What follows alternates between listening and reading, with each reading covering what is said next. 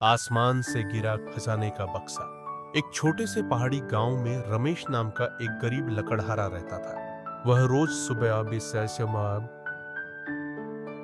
सुबह जंगल जाता, सूखी लकड़ियां काटता और उन्हें बाजार में बेचकर बमुश्किल अपना गुजारा करता था।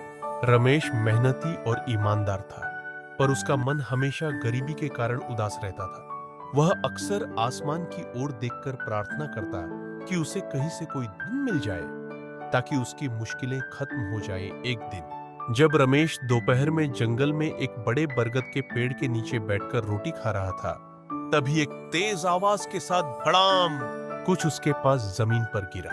रमेश डरकर उठा और देखा, आसमान से कोई चीज गिरी थी।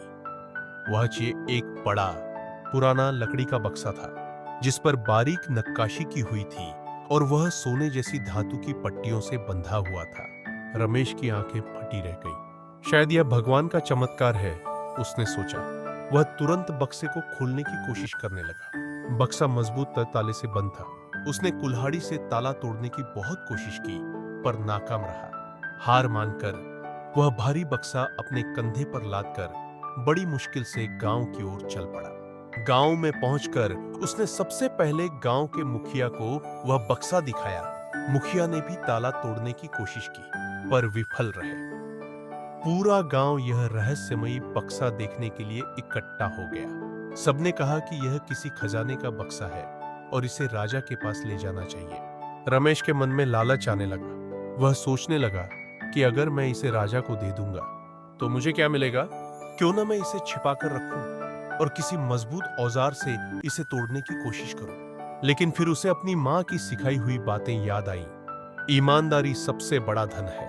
उसने एक गहरी सांस ली और मुखिया से कहा, मुखिया जी, यह बक्सा मेरा नहीं है और न ही इस गांव का। यह आसमान से आया है, इसलिए यह राजा की संपत्ति है। हमें इसे उनके पास ले जाना चाहिए। अगले दिन रमेश उस भारी बक्से को लेकर शहर के महल पहुंचा। राजा ने जब यह अद्भुत बक्सा देखा तो वह बहुत हैरान हुए। उन्होंने रमेश से सारी बात पूछी। रमेश ने पूरी ईमानदारी से बताया कि कैसे वह बक्सा जंगल में गिरा और उसने लालच को छोड़कर उसे राजा को सौंपने का निर्णय लिया। राजा रमेश की ईमानदारी से बहुत प्रभावित हुए। उन्होंने अपने सबसे कुशल कारीगरों को बुलाकर बक्से का ताला तोड़ने का आदेश दिया। कई घंटों की मेहनत के बाद ताला टूट गया और बक्सा खुला।